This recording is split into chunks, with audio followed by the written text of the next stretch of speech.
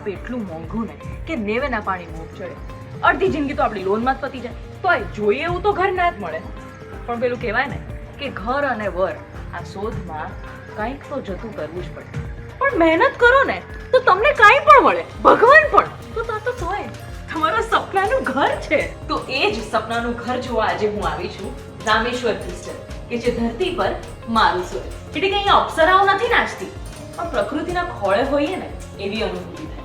આમ છે 3 રૂમ રસોડાનું ઘર, પણ આખું ગામ સમાઈ જાય ને એટલી જગ્યા છે. 30 થી વધારે એમ્યુનિટીઝ અને જાહો જલાલીથી ભરપૂર.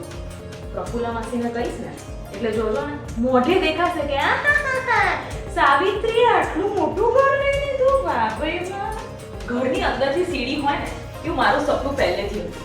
આ દેખાય તમને માત્ર સીડી, પણ મારા માટે તો છે ને સફળતાની સીડી જ છે. કારણ કે આ છે મારું સપનાનું ઘર. આટલી જાહો જલાલી, લક્ઝરી અને આટલી જગ્યા, એ પણ અમદાવાદથી 15 જ મિનિટ દૂર કાસિન્દ્રામાં. મને તો એટલું ગમી ગયું છે કે ના પૂછો. એક વખત તમારે જોવા આવવું પડે. રામેશ્વર ક્રિસ્ટલ. ક્રિસ્ટલના કમાલથી પ્રેમ થઈ જશે.